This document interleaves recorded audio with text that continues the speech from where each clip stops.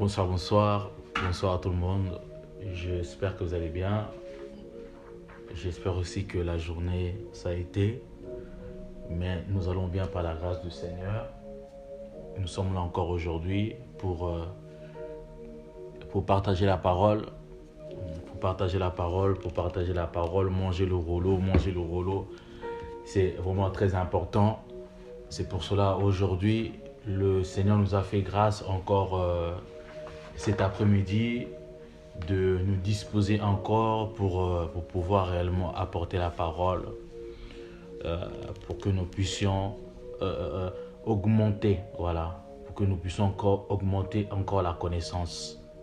Puisqu'il y a une écriture qui dira que mon peuple périt par manque de connaissance. Par manque de connaissance. Donc par là, nous comprenons que la connaissance est déjà une priorité pour un enfant de Dieu. Hein. Une priorité pour un enfant de Dieu. C'est pour cela que vous allez comprendre que même dans les jardins d'Éden, le diable a réussi, on va dire, à avoir Ève, parce que dans Ève, ça lui manquait en fait la connaissance afin de pouvoir réellement répondre à l'ennemi Satan. Donc c'est pour cela, de la même manière, le mouvement qu'on avait vu de ce qui s'était passé dans les jardins d'Éden, nous sommes en train de vivre la même chose. Voilà un peu. Nous sommes en train de vivre la même chose concernant la séduction. Parce que nous savons très bien que dans ce temps de la fin, le diable est venu avec la séduction pour séduire la femme. Et de la même manière qu'il avait eu à séduire Ève dans le jardin d'Éden, le diable est venu avec la même astuce, voilà, pour pouvoir réellement séduire l'épouse du Christ. Donc par là, on comprend directement qu'à l'heure actuelle, l'Église est déjà dans le jardin d'Éden. Voyez. Donc l'Église est déjà dans le jardin d'Éden. Pourquoi nous disons que l'Église est déjà dans le jardin d'Éden? Parce que nous disons ceci, puisque le jardin d'Éden qui était terrestre, c'était une préfiguration du jardin d'Éden qui était céleste. Donc c'est pour cela que vous allez comprendre une chose, Dieu prend seulement de ce qui est spirituel pour le ramener dans le physique. Donc Dieu ne peut pas prendre de ce qui est spirituel pour le ramener dans le physique. Cela veut dire que les choses que nous sommes en train de vivre, ou soit de voir ici sous le soleil, donc au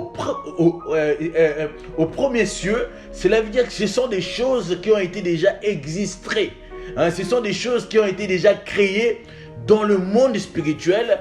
Et de la même manière que Dieu prend de ce qui est spirituel pour le représenter ici-bas, de la même chose aussi que Satan, hein, comme il est tout simplement un imitateur de Dieu, donc lui, de la même manière qu'il prend aussi des choses qui sont spirituelles dans le monde invisible, cela veut dire au deuxième monde, ouais, un peu. Donc au deuxième cieux, donc il le représente ici sur la terre, ouais, un peu.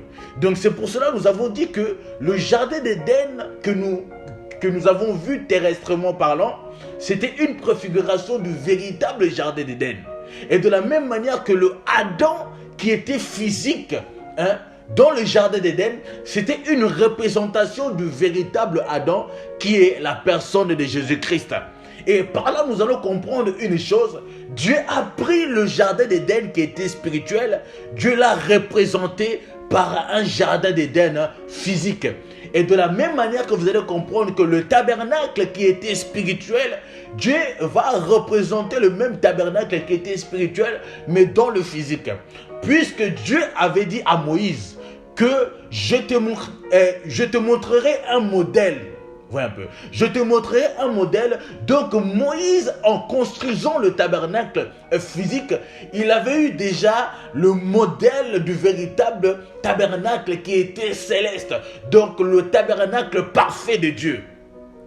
Donc Moïse, il a eu à le représenter sur la terre. Mais si le Seigneur nous fait grâce, nous allons vraiment rentrer en profondeur pour parler du tabernacle. Et vous allez prendre aussi un exemple, nous pouvons prendre aussi un exemple concernant même les 4 êtres vivants, les 24 veillards. Voilà un peu.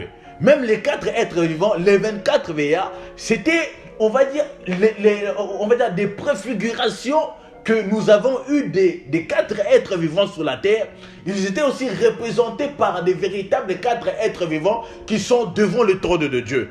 Et par exemple, nous pouvons prendre même des exemples, même, on va dire, les 4 fils d'Aaron, c'était l'image des 4 êtres vivants. Les 4 femmes de Jacob, c'était des préfigurations des 4 êtres vivants. Même les 24 veillards, c'était une image de 24 veillards qui sont en face du trône de Dieu. Or que le véritable 24 veillards, c'est la personne de Jésus-Christ. Nous prendrons le temps d'expliquer, de démontrer bibliquement dans la Bible. Mais pas avec nos propres paroles, mais à travers les Écritures, nous allons démontrer que les 24 veillards, c'était une préfiguration de la personne du Christ. Malgré que les 24 veillards étaient une représentation à travers les 12 apôtres et les 12 tribus des enfants d'Israël, c'était une préfiguration du véritable 24 veillards qui est la personne de Jésus-Christ. Et de la même manière, la représentation des 4 êtres vivants, ici sur la terre, c'était aussi l'image des Éphésiens 4. Donc les Éphésiens 4 sur la terre représentaient les 4 êtres vivants, mais sous le soleil. Donc ici sur la terre. Nous allons prendre le temps, une prochaine fois, quand nous allons finir, on va dire le livre d'Apocalypse, de vraiment de nous asseoir dans des mystères, même dans l'ancienne alliance, que ce soit dans l'ancienne alliance, que ce soit dans la nouvelle alliance. Donc le Seigneur nous fera grâce. Et nous avons dit une chose. Nous avons dit que le jardin d'Éden, qui était la préfiguration de Jésus-Christ. C'est pour cela, Christ, en descendant sur la terre, Jésus-Christ dira aux apôtres en disant que le royaume des cieux est au milieu de vous. En réalité, Jésus-Christ, ici sur la terre, Jésus-Christ représentait tout un royaume. Donc Jésus-Christ représentait tout le royaume des cieux, mais sur la terre. Donc cela veut dire, pour découvrir ce royaume, donc nous étions obligés de déchirer un homme. Donc cela veut dire de déchirer la chair de la personne qui portait tout un royaume en dedans de lui. Puisqu'il y a eu un homme qui a voulu demander à Christ, montre-nous le Père et cela nous suffit. Mais Christ lui répond en disant que celui qui m'a vu a vu le royaume. Donc il avait dit celui qui m'a vu a vu le Père. Donc en d'autres termes, celui qui m'a vu a vu le royaume. Car moi et le Père, nous sommes un. Donc cela veut dire que la personne de Christ, c'était l'image du royaume des cieux, mais sur la terre. Donc Christ représentait tout le royaume de son Père ici sur la terre. Christ représentait les 24 veillards. Christ représentait les 4 êtres vivants. Christ représentait les anges qui sont aux cieux. Puisque en réalité, le véritable ange, c'est lui-même la personne de Jésus-Christ de Nazareth. Donc même concernant la création des anges, Dieu avait pris un modèle. Je répète encore, de la même manière que Dieu, pour créer l'homme, il devait prendre un modèle. Il devait prendre un modèle pour créer Adam. Donc Dieu s'est pris pour modèle pour créer Adam. Et par la suite, après, nous avons vu déjà hier comment Adam a été créé. Mais le Seigneur nous fera grâce de rentrer vraiment en profondeur pour ensuite de découvrir des mystères qui sont cachés dans ce qui concerne, on va dire, la création de Adam. Ouais. Parce qu'il y a beaucoup de choses à dire sur la création de Adam. Et vous allez comprendre que Dieu, en créant Adam, Dieu avait pris un modèle pour créer Adam. Et de la même manière que Dieu, pour créer même les anges, Dieu avait pris un modèle. Puisque le véritable ange, c'est lui. Puisqu'on l'appelle l'ange de l'Éternel. l'ange qui était descendu sur la montagne de Moreb le jour que Dieu avait rencontré Moïse. Donc cet ange-là qui était devant Moïse, en réalité c'était la personne de Jésus-Christ. Il y a une écriture qui dira que l'ange de l'Éternel campe tout autour de ceux qui craignent Dieu et il les arrache du danger. En réalité, cet ange qui campe tout autour de ses siens, tout autour d'un peuple, tout autour de ceux-là qui lui appartient, c'est la personne de Jésus-Christ, puisqu'il est lui-même le véritable ange. Voyez un peu. Donc même la création des anges, Dieu avait pris un modèle. Donc Christ sur la terre représentait tout un royaume. Et hier, je vais juste toucher un petit peu le message qu'on avait eu à parler hier concernant la création de Adam. Puisqu'hier j'avais dit que Adam était né 2 fois. Un par Marie, et puis la deuxième création, c'était par Dieu lui-même. Donc Christ fut enfanté 2 fois. Selon la chair et selon l'esprit.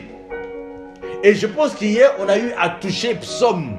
Puisque dans Psaume, on nous dira que non, que tu es mon fils. Là, Dieu parle à David pour dire à David que tu es mon fils, que je t'ai engendré aujourd'hui. Par là, nous avons compris qu'en réalité, le véritable David, c'était la personne de Jésus-Christ. Or, de la même manière que nous avons vu ça dans Psaume, et aujourd'hui, même nous avons même un témoin quand vous prenez même Hébreu. Prenons Hébreu, le livre d'Hébreu. Je pense dans Hébreu 1. Hébreu 1. Si vous prenez Hébreu 1, vous prenez le chapitre 5. Quand vous prenez Hébreu 1, chapitre 5. Je lis la parole de Dieu, Hébreu 1. Hébreu 1, le verset 5, pardon. Excusez-moi, Hébreu 1, le verset 5. Hébreu 1, verset 5, je lis la parole. Car auquel les anges, Dieu a-t-il jamais dit, Dieu n'a-t-il jamais dit, tu es mon fils, que tu es mon fils, je t'ai engendré aujourd'hui. Que je t'ai engendré aujourd'hui. Donc la parole nous fait comprendre que il n'y a aucun ange que Dieu lui a dit qu'en disant que tu es mon fils, que je t'ai engendré aujourd'hui. Et quand nous parlons d'aujourd'hui, nous parlons directement du temps de la grâce. Je répète encore, quand nous parlons d'aujourd'hui, nous parlons du temps de la grâce. Puisque dans la loi, Dieu n'avait pas d'enfants. Dans la loi, Dieu n'avait pas des enfants. Ouais, un peu. Mais nous devenons enfants de Dieu, mais selon la grâce. Alors, pendant que Dieu était en train de parler ainsi, Dieu parlait à Christ. Puisqu'il n'y a aucun ange que Dieu a déjà appelé, ces anges-là, que vous êtes mes enfants, que je vous ai engendrés aujourd'hui. Tu peux continuer. Et encore. Et encore. Je serai pour lui un père. Et je serai pour lui un père. Et il sera pour moi un fils. Et il sera pour moi un fils. Et nous sentons maintenant, nous allons prendre 1 Corinthiens chapitre 15, le verset 44. 1 Corinthiens 15, le verset 44. 1 Corinthiens 15, verset 44, je lis la parole. Il est semé corps animal. Corps animal. Donc là, quand on parle de lui qui est semé, cela veut dire qu'en d'autres termes, c'est la personne de Jésus-Christ qui a été semé sur la terre. Voyez un peu. Et quand nous parlons de corps animal, cela veut dire que Dieu, il était obligé de se revêtir, on va dire, de se revêtir d'un corps des pécheurs. Puisqu'auparavant, nous qui n'avons pas l'Esprit de Dieu, nous étions considérés comme des animaux.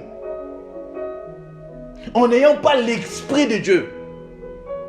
En n'ayant pas connu la nouvelle naissance. Donc, cela veut dire que devant les yeux de Dieu, on était considérés comme des animaux.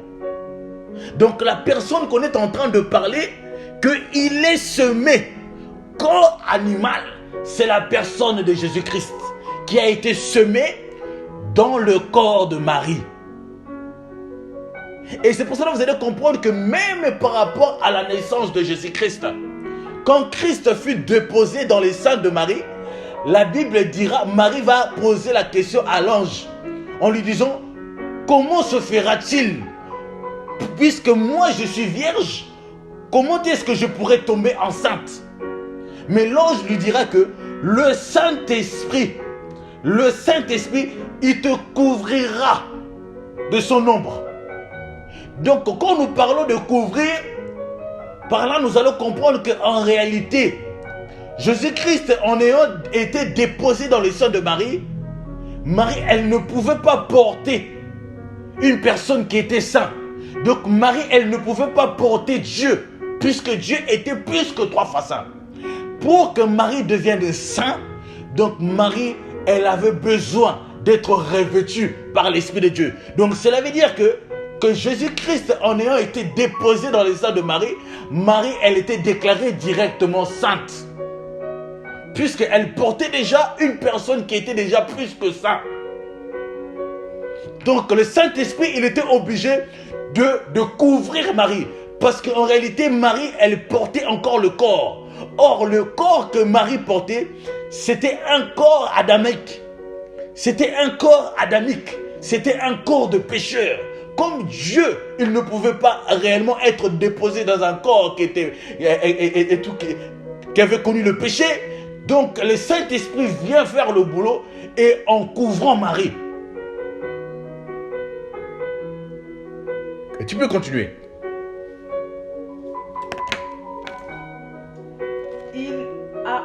S'il a un corps animal, il a aussi un corps... Attends, reviens. Il est semé. Il est semé corps animal. Corps animal. Il ressuscite corps spirituel. Il ressuscite corps spirituel. Vois un peu. Quand il a été semé, c'était le corps animal. C'était la chair. Le péché. Donc Dieu, il devait se revêtir d'une chair. Vois un peu. Or, la chair que Dieu portait, c'était la chair des pécheurs. Alors, dans ce qui concerne la résurrection, puisqu'il doit être engendré par Dieu, et la Bible nous dira qu'il a été ressuscité corps spirituel. Tu peux continuer. Verset 45, c'est pourquoi il est écrit... verset 44, pardon. 44, toujours. Tu reviens encore. Je reprends encore, il est semé. Il est semé. Il est semé, corps animal. Il ressuscite, corps spirituel. Corps spirituel. S'il y a un corps animal, il y a aussi un corps spirituel. Amen. Verset 45, c'est pourquoi il est écrit, le premier homme, Adam, devint une âme vivante. Ok. Le dernier Adam est devenu un esprit vivifiant. Un esprit vivifiant. Puisque Adam était devenu, on va dire, une âme vivante. Pourquoi? Parce que pour que Adam réellement puisse être déclaré en tant qu'un être vivant, Dieu devait souffler dans Adam. Vois un peu. Dieu devait souffler dans Adam. Mais quand nous parlons de la personne de Jésus-Christ, vois un peu, la Bible dit qu'il est devenu un esprit vivifiant à cause de l'engendrement qu'il avait connu de la part de son Père. Donc cela veut dire de Dieu. Donc Christ était supérieur qu'Adam. Or que Adam, dans le jardin d'Éden, était tout simplement une préfiguration, une représentation du véritable Adam qui était Christ. De la même manière que Adam, il a eu à apporter la gloire de Dieu. Donc Adam, c'était le temple. Puisque quand Dieu avait soufflé dans les narines de Adam, Adam était devenu une âme vivante. Cela veut dire qu'en d'autres termes, Adam, c'était l'habitation, c'était la maison, c'était une préfiguration du tabernacle. Que dans le jardin d'Éden, Dieu était venu déjà habiter dans Adam.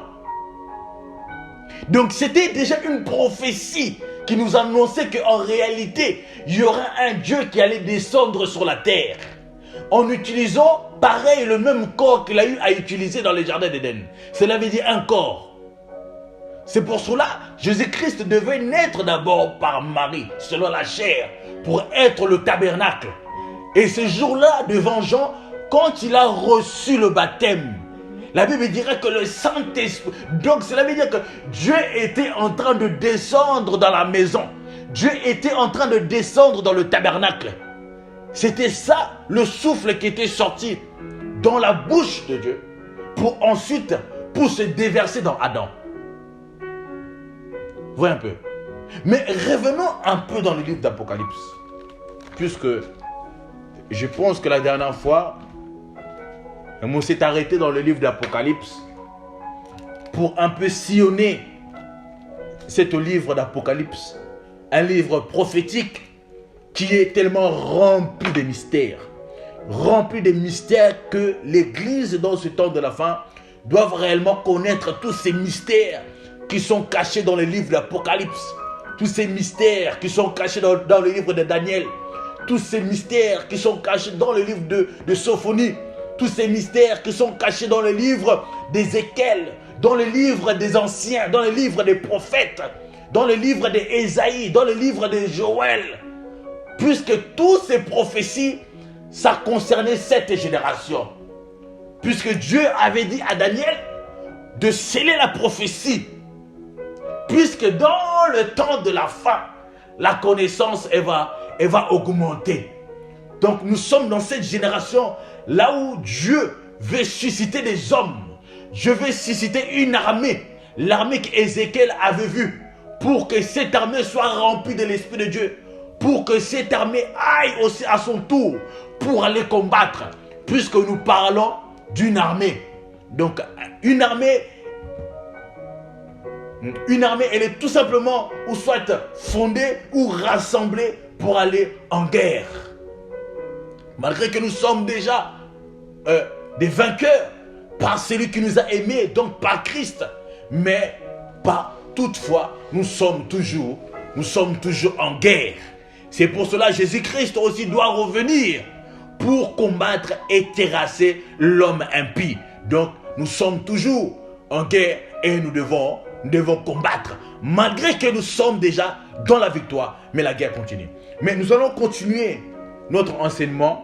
Et je pense que la dernière fois, on s'est arrêté dans l'Apocalypse chapitre 1, le verset 19. Dans le verset 19, nous allons tout simplement nous asseoir dans le chiffre 7. Parce qu'on nous parle d'un homme qui était au milieu de 7 chandeliers et que cet homme, il tenait dans sa main droite les 7 étoiles. Les 7 étoiles. Et si nous pouvons prendre nos Bibles dans le livre d'Apocalypse, nous allons nous asseoir sur le chiffre 7 pour expliquer le chiffre 7. Prenons nos Bibles dans le livre d'Apocalypse 1, le verset 19. Je lis la parole de Dieu, Apocalypse Amen. 1, verset 19. Amen. Écris donc les choses que tu as vues, et celles qui sont, et celles qui doivent arriver, après elles. Le mystère des 7 étoiles que tu as vues dans ma main droite et des 7 chandeliers d'or. Les 7 étoiles sont les anges des 7 églises. Ok. Et les 7 chandeliers sont les 7 églises. Donc les 7 chandeliers sont les 7 églises d'Asie mineure. Donc le mystère des 7 étoiles représente les 7 anges. Va un peu. Les 7 anges. Or, vous allez comprendre que au niveau des 7 étoiles, puisque, comme je viens de le répéter encore, que les 7 étoiles étaient tenues dans la main droite de la personne qui était debout, que j'envoyais. Or, cette personne qui était debout, c'était la personne de notre Seigneur Jésus-Christ de Nazareth. C'était lui-même le Seigneur qui se tenait debout au milieu de 7 chandeliers. Il était aussi au milieu de 7 chandeliers et il tenait aussi les sept étoiles dans sa main droite. Alors, il y a une écriture qui nous rappelle que Christ, après avoir vaincu l'œuvre de la croix, la Bible dira que Christ est monté à la droite du Père. Christ est en train d'intercéder. Donc Christ n'est pas au milieu, il n'est pas à gauche, mais il est à la droite du Père. De la même manière, la personne qui tenait les 7, voyez un peu, qui tenait les 7 étoiles dans sa main droite. Or, nous allons comprendre que la main droite représente tout un homme. Or, la main droite représente la personne de Jésus-Christ. Voyez un peu. La main droite représente la personne de Jésus-Christ. La main droite représente l'autorité. Puisqu'il y a une écriture qui nous le dit cela, que la main droite représente l'autorité, représente la force de Dieu. Par là, nous allons comprendre qu'en réalité, la main droite de la personne qui tenait les 7 étoiles représentait tout simplement tout un homme.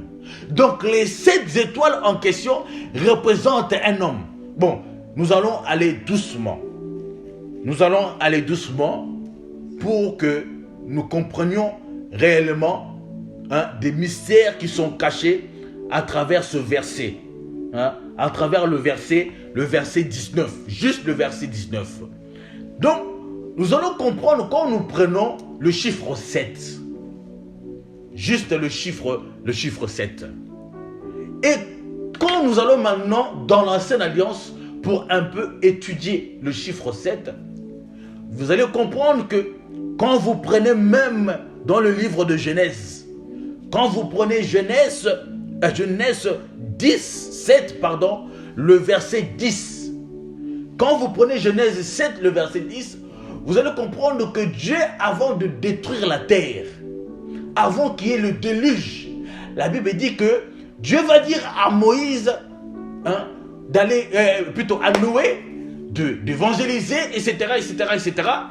Et quand Moïse va être élu par Dieu, et Dieu lui dira à Noé de construire l'arche. Noé, après avoir construit l'arche, quand Noé va finir de construire l'arche, et avant qu'il y ait le déluge, la Bible déclare que Dieu est parti.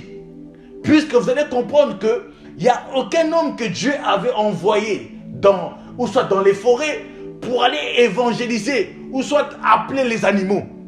Mais ce sont les animaux qui sont venus de eux-mêmes. Ce sont les animaux qui ont quitté l'endroit là où ils étaient, mais qui se sont déplacés jusqu'à l'endroit là où se trouvait l'arche. Voyez un peu. Par là, nous devons nous poser la question. Quelle est la personne qui a eu le temps, ou soit Dieu a suscité quelle personne pour se déplacer, pour qu'il aille, pour qu'il aille évangéliser, ou soit pour qu'il aille appeler les animaux. Il n'y a eu personne. Parce qu'il n'y a aucun verset dans le livre de Noé, ou soit dans le chapitre, là où on nous parle de Noé, que Dieu avait eu à susciter une personne pour regrouper tous les animaux. Mais il y a une écriture, la Bible nous dit clairement que les animaux sont venus de eux-mêmes, jusqu'à l'endroit où se trouvait l'arche. Par là, nous comprenons directement que les animaux qui étaient venus de eux-mêmes représentent les élus de Dieu. Les animaux représentent les élus du Seigneur. Ou il y a des gens peut-être qui vont dire que non, c'est une folie. Comment est-ce que tu peux dire qu'en réalité que les animaux représentent l'église corps du Christ? Par là, nous devons réellement savoir si les animaux ne représentaient pas réellement les élus du Seigneur. Mais comment est-ce que Dieu va plus donner l'importance de faire rentrer les animaux dans l'arche que de faire rentrer les hommes? Mais nous allons comprendre que les animaux en question, ça représentait nous les nations, nous les sauvés. Puisqu'il y a une écriture qui dira que je connais mes brebis. Je connais mes brebis. Mais mes brebis entendent ma voix et me suivent.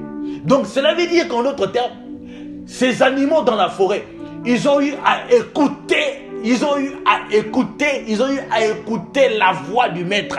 Ils ont eu à écouter l'évangélisation. Ils ont eu à écouter le maître qui était en train de les appeler. Ils ont eu à écouter une voix qui était particulière de toutes les voix qui se trouvaient dans la forêt. Donc ces animaux se sont rassemblés de eux-mêmes pour suivre la voix du maître.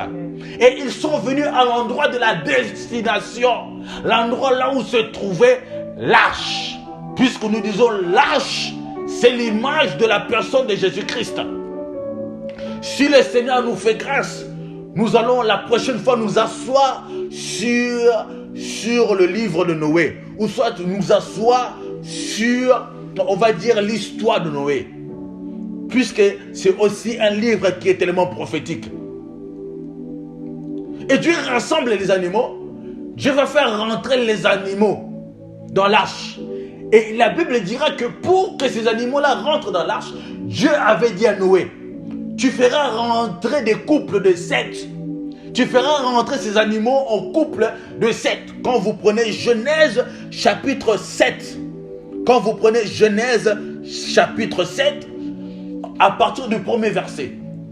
Et ces animaux devaient rentrer par couple de 7, pas par couple de 6, mais par couple de... Cela veut dire quoi? Cela veut dire que pour rentrer dans l'arche, qui est l'image de Jésus-Christ, il faut être parfait. Pour rentrer dans l'arche, qui est l'image de Jésus-Christ, tu dois être parfait. Un pécheur ne peut pas rentrer dans l'arche. Tu dois être parfait pour rentrer en lui, puisque lui-même est parfait. Or que quand nous parlons du chiffre 7, nous parlons du chiffre de la perfection.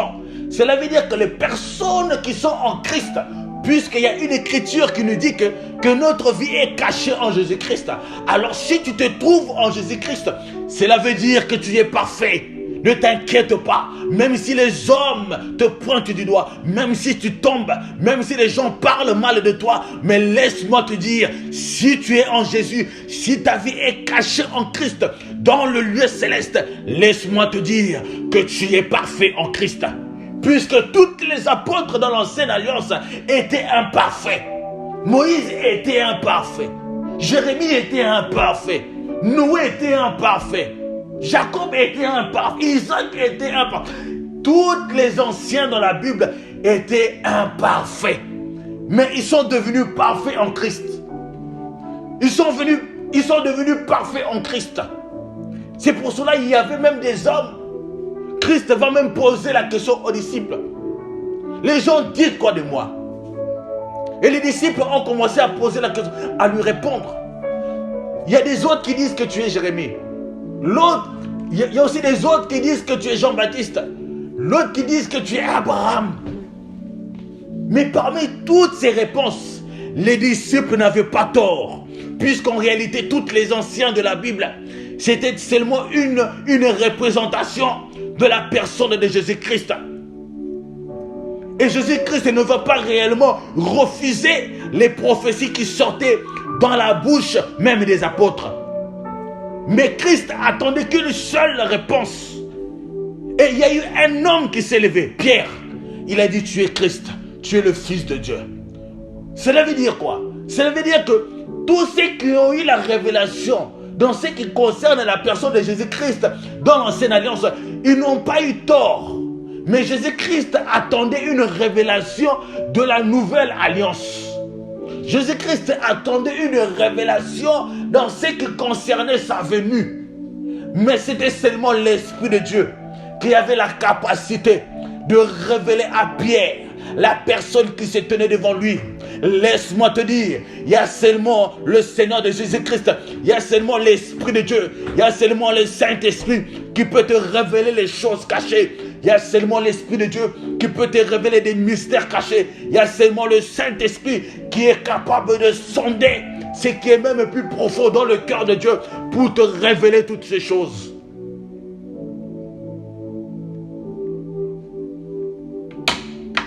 Le chiffre 7.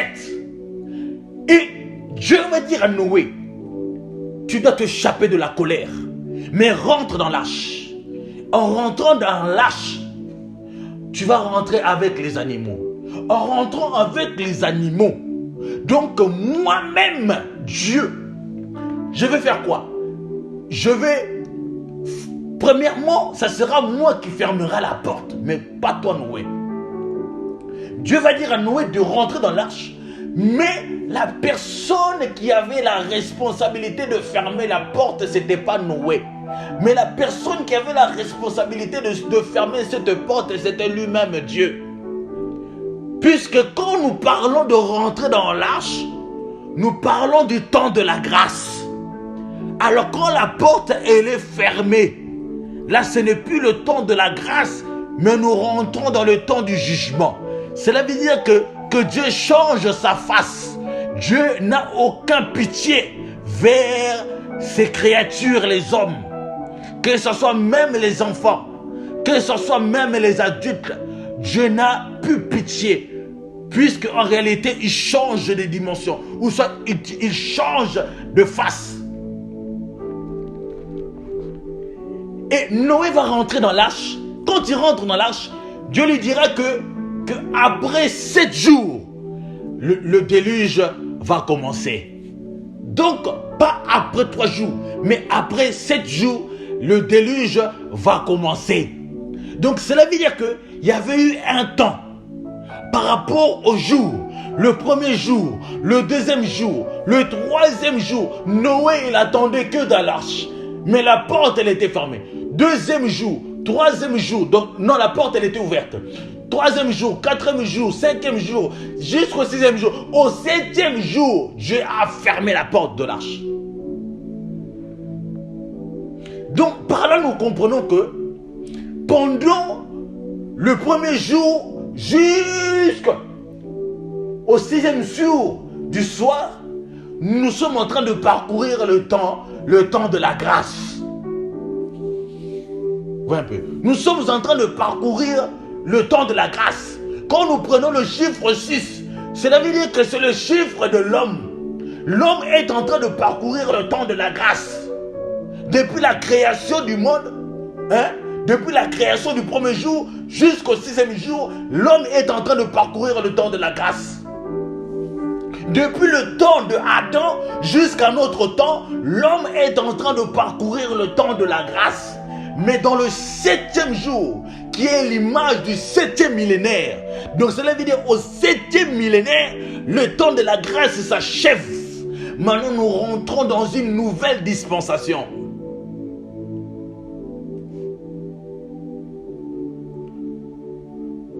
Nous rentrons dans une nouvelle dispensation.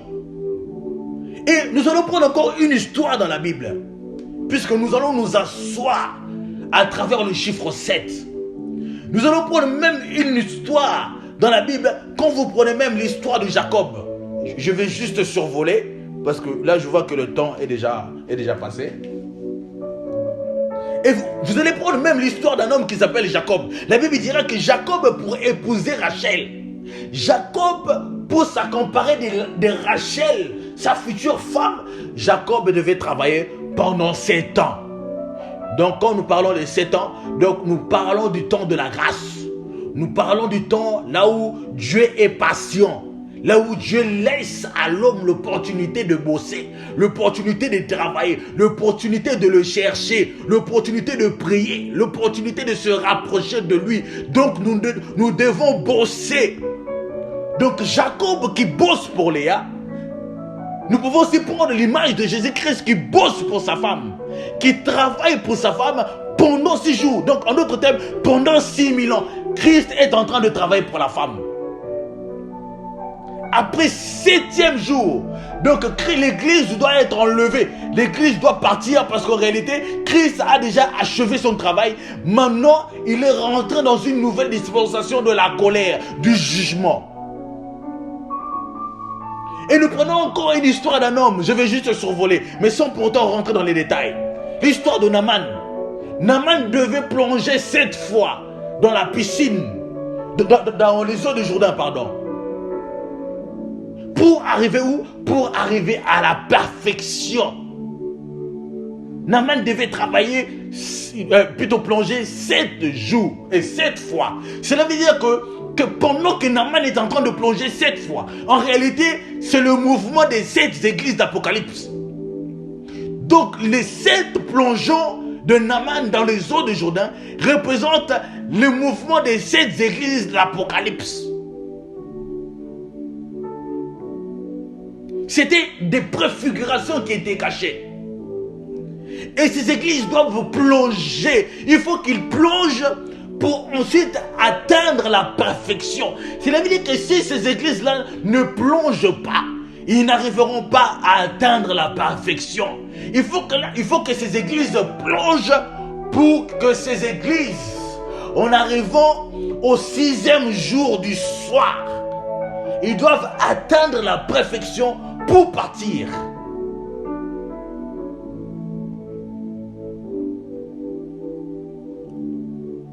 Et nous pouvons s'y prendre aussi l'exemple, puisque nous connaissons un prophète dans la Bible, un prophète que j'aime beaucoup, un prophète que Dieu a utilisé puissamment pour démontrer sa puissance.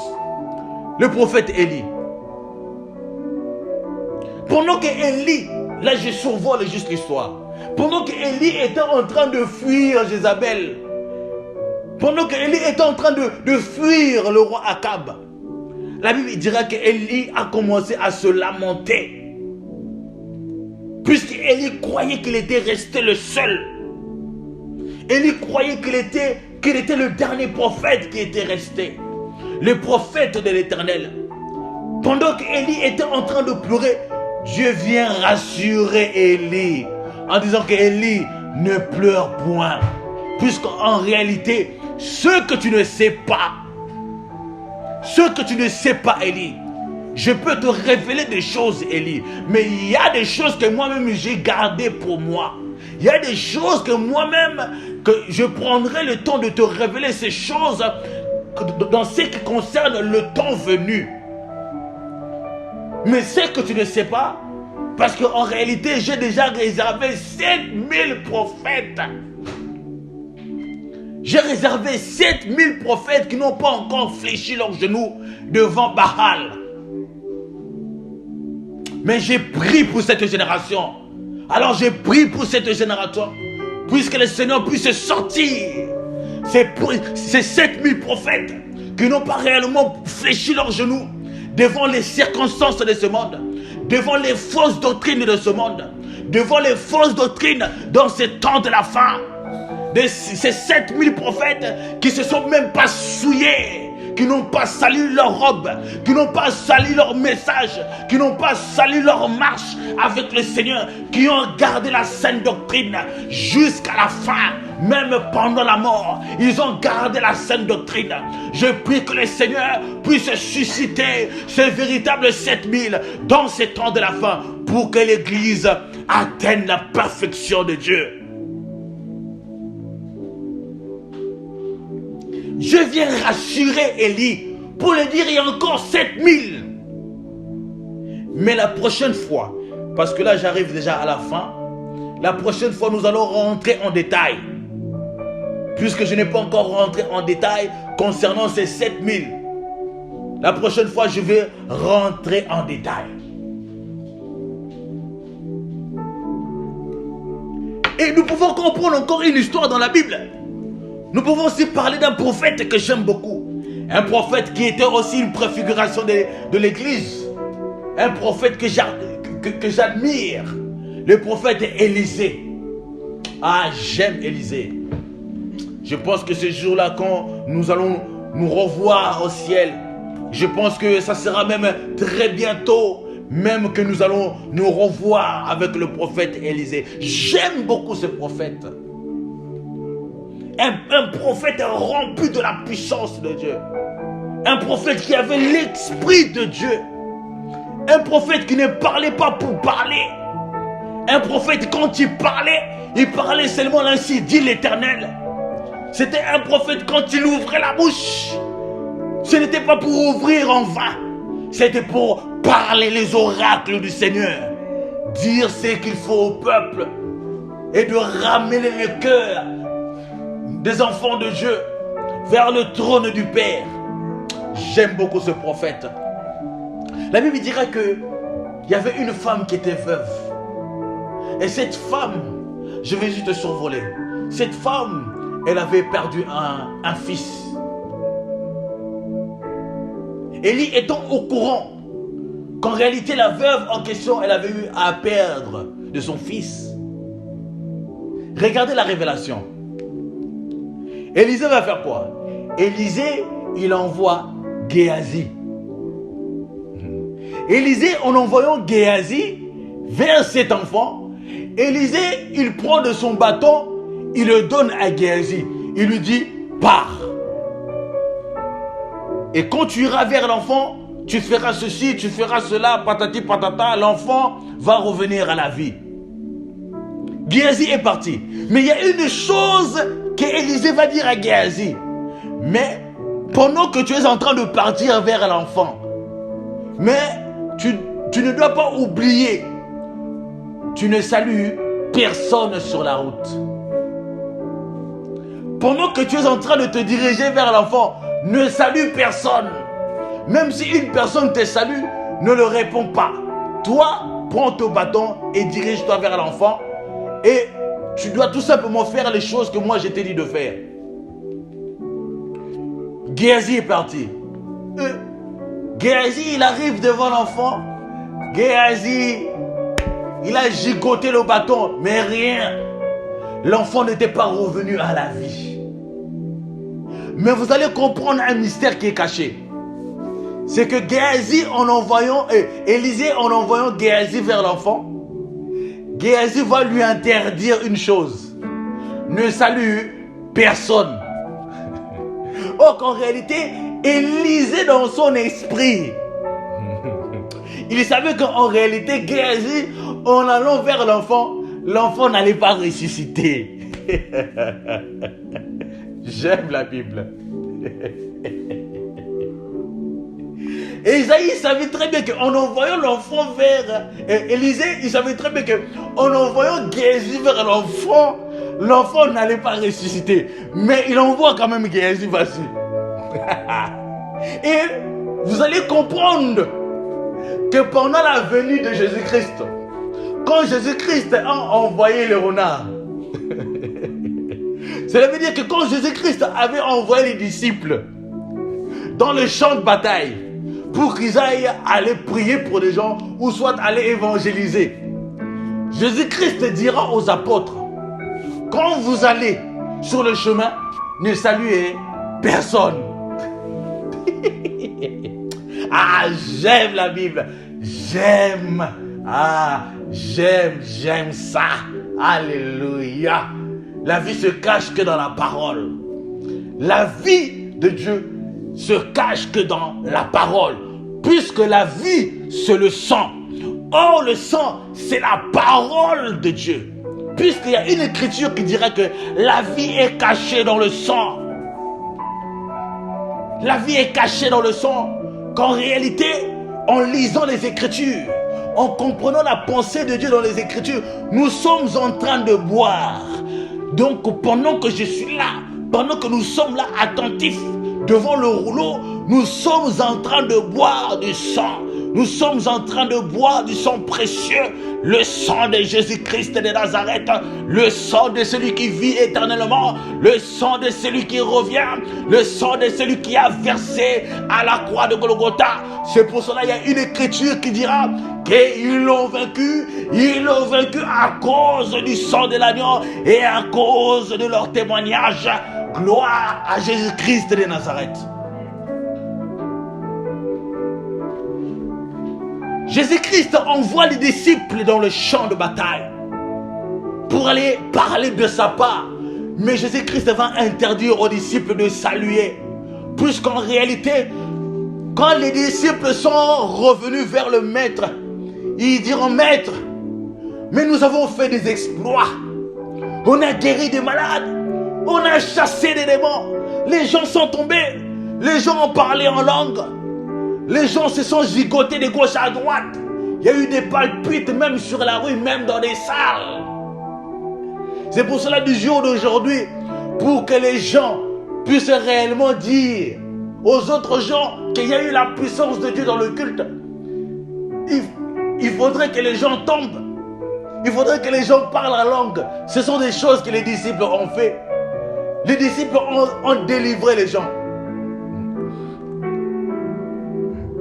Malgré leur délivrance, en revenant vers Christ, en réalité, ils sont partis faire un boulot que Jésus-Christ savait que ce n'était pas la peine.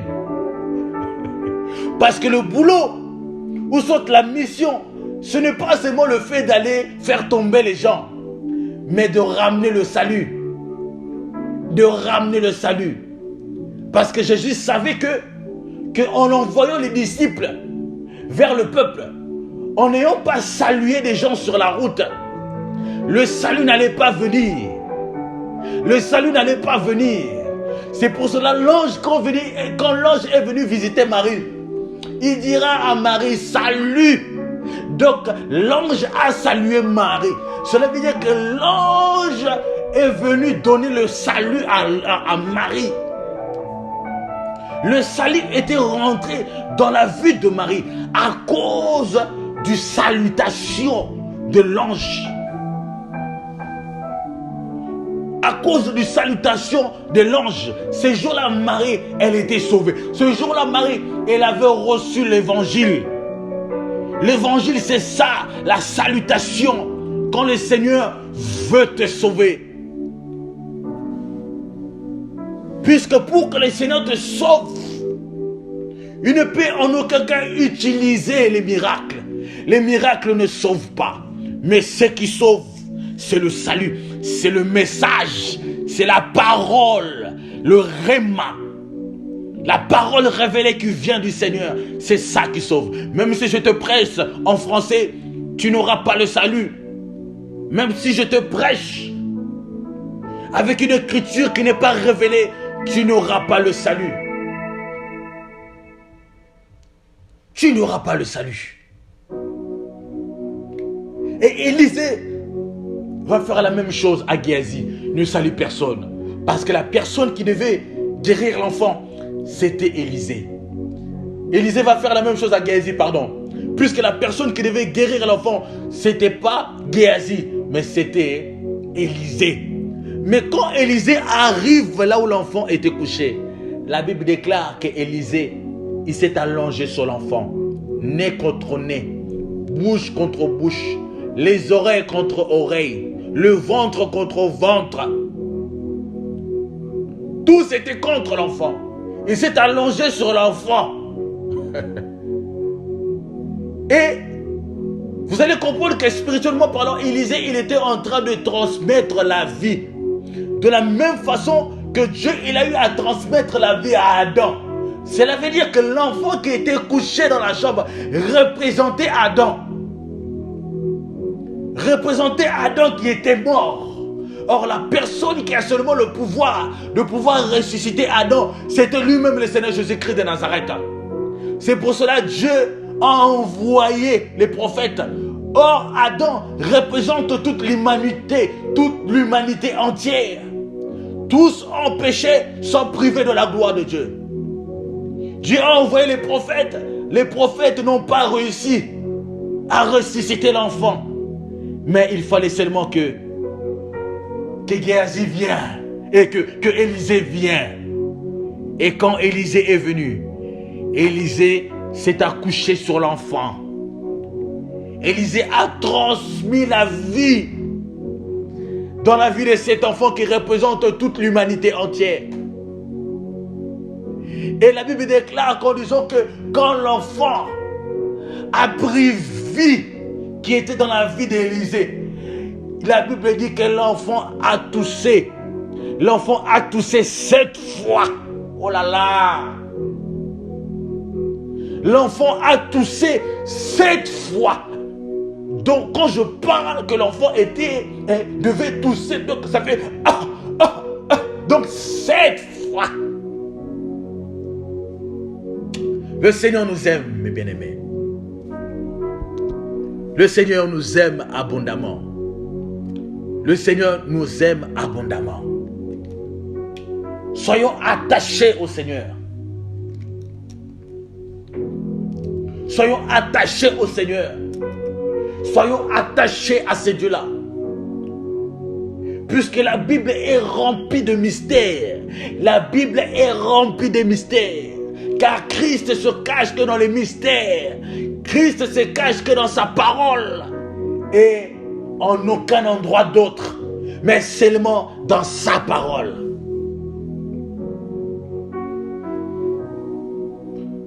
On va dire en tout pour comprendre le chiffre 7. Le Seigneur prend l'image de 7 concernant les 7 églises d'Éphèse. Le temps me manque de parler même de Samson. Or, sur la chevelure de Samson, il y avait 7 tresses.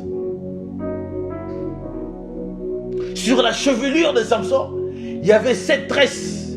Et c'était ça que faisait la force de Samson. Le temps me manque de parler de Samson. Ah, il y a beaucoup à dire sur Samson, notre frère Samson.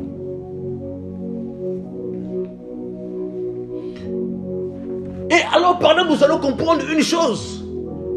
Nous allons comprendre qu'en réalité, le chiffre 7, on nous a appris que le chiffre 7, c'est le chiffre de la patience.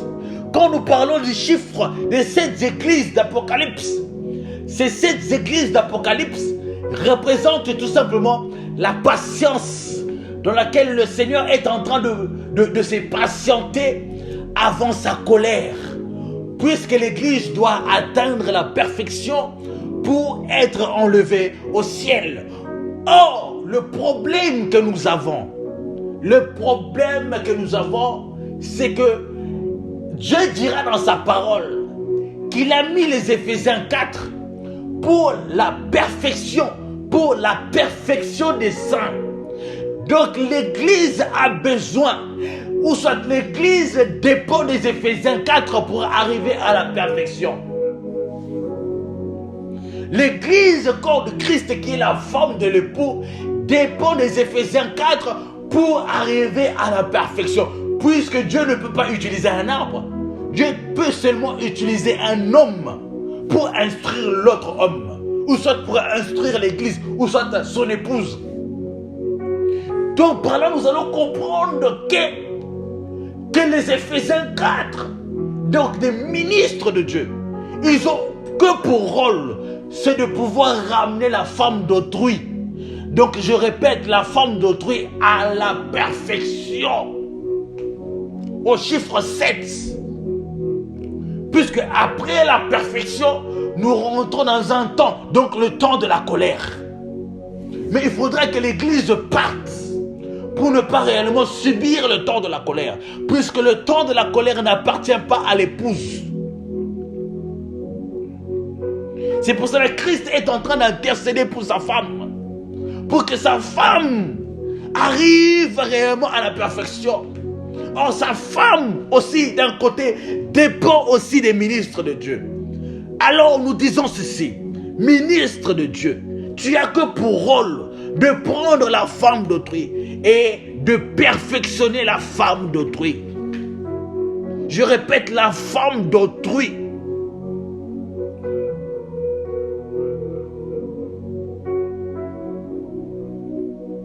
Donc, les 7 églises doit atteindre la perfection de Dieu. Et pour finir, vous allez comprendre parce que prochainement, nous allons toucher la première église. Prochainement, nous allons toucher la première église, l'église d'Éphèse. Mais pour terminer, parce qu'il y a l'écriture qui nous dit que cet homme qui était debout, donc Christ, il tenait les 7 étoiles et tout autour de cet homme, les 7 chandeliers. Que représente cela? Par là, nous disons ceci. Il n'y a pas 7 étoiles, mais il n'y a qu'une seule étoile, mais qui fait le mouvement de 7. Puisque nous avons dit que les 7 étoiles représentent la personne qui le tient. Donc les 7 étoiles, ce n'est pas un ministre de Dieu. Parce que je pense que beaucoup confondent cela. Beaucoup pensent qu'en réalité, on va dire, quand nous parlons écrit à l'ange, donc les ministres de Dieu, ce ne sont pas des anges. Puisque c'était juste un langage codé.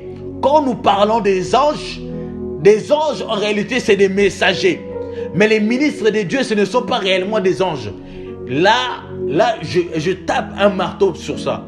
Puisqu'il y a beaucoup de nos confrères qui disent que non, qu'en réalité, que les ministres de Dieu, c'est des anges de Dieu dans l'église. Or, c'est faux. Nous n'avons qu'un seul ange qui dirige l'église. Qu'un seul ange, c'est la personne de Jésus-Christ de Nazareth. Donc, les 7 étoiles qui étaient dans la main droite de la personne qui se tenait debout, c'était Jésus-Christ. Les 7 étoiles représentent Christ lui-même. Voyez un peu. Donc les ministres de Dieu, ce ne sont pas des anges, mais ce sont des messagers. Puisque si des ministres de Dieu, c'était réellement des anges, quand vous prenez les caractéristiques, quand même vous lisez même Hébreu, je pense Hébreu 10, si ma mémoire elle est bonne, ou même 1, vous allez comprendre que dans Hébreu, la Bible elle est claire là-dessus. Dans ce qui concerne les anges. Les anges n'ont pas d'enfants, les anges n'ont pas de sentiments. Or que les ministres ont des enfants, ils ont des foyers, etc. Ils travaillent, etc. Donc en réalité, les ministres ne peuvent pas être des anges. Mais la Bible utilise un langage des anges en prenant l'aspect du message. Puisque les anges, ce sont des messagers. Donc les ministres, ce sont aussi des messagers. Mais ce ne sont pas des anges. Mais nous allons la prochaine fois rentrer dans les détails là-dessus. Parce qu'il y a aussi des désordres qui s'écrivent par rapport à ça. Mais nous allons rentrer dans les détails une prochaine fois, si le Seigneur le veut. Par là, nous disons que les 7 étoiles, c'était Jésus-Christ lui-même. Les 7 chandeliers, cela représente les églises, les 7 églises d'Asie mineure. Or qu'en réalité, il n'y a pas 7 églises, il n'y a qu'une seule église. Puisque Christ ne viendra pas prendre 7 églises, mais Christ viendra prendre qu'une seule église. De la même manière aujourd'hui, nous n'avons pas 7 églises. Puisque aujourd'hui nous voyons que il y a beaucoup des églises qui sont implantées de gauche à droite. Donc en réalité, il y a au moins des milliers des églises sur la terre. Il n'y a pas 7 églises. De la même manière qu'il n'y a pas 7 anges dans chaque église. Puisqu'aujourd'hui, il y a des milliers de serviteurs de Dieu. Même les bébés. Même les bébés qui ne sont aujourd'hui, ce sont aussi des serviteurs de Dieu. Mais donc, il y a des milliers. Donc, par là, si on comprend dans ce sens-là que les 7 anges représentent les serviteurs de Dieu. Et alors le reste, alors. On comprend que les 7 églises, cela représente qu'une seule église qui est l'église corps de Christ. Parce que Christ ne viendra pas prendre aussi une église, Christ viendra prendre une épouse. Donc, il viendra prendre une église, mais qui deviendra une épouse. Voilà, pour être clair. Donc, il viendra prendre une église, mais cette église, elle a cette capacité, ou soit cette église, elle est fiancée déjà à l'époux. Puisque Paul dira que non, que je vous ai fiancé qu'à un seul époux. Donc, à l'heure actuelle, l'église, elle est fiancée. Cela veut dire que Christ peut aussi divorcer. Puisque tu es seulement fiancé à lui, mais pas marié. Donc, il a le droit aussi à divorcer. Si tu es, on va dire, adultère avec lui, il a aussi le droit de divorcer avec toi. Vous voyez un peu? Donc, cela veut dire de effacer ton nom dans le livre de vie. C'est ça le divorce. Il a aussi le droit de divorcer avec toi. Donc, nous sommes une église, mais qui deviendra une épouse après l'enlèvement. Matthieu 25. Et nous avons vu que cet homme, il était au milieu de 7 chandeliers. Donc Christ, il est au milieu de 7 chandeliers. Donc pour aujourd'hui, je m'arrête là. La prochaine fois, je vais juste toucher l'aspect dans lequel Christ, qui se présente au milieu de 7 chandeliers qui est l'église, qui est son épouse. Et je donnerai un peu les détails par rapport à ça. Et ensuite, après, nous allons plonger directement dans la première église. Puisque avant que cette église atteigne la perfection, cette église elle doit travailler. Cette église, elle a des reproches. Cette église, elle a une marche à faire avec le Seigneur, ou soit avec son époux. Voyez un peu. Puisque nous voyons Christ en étant au milieu de sa femme. Donc, c'est Christ qui travaille au milieu de sa femme.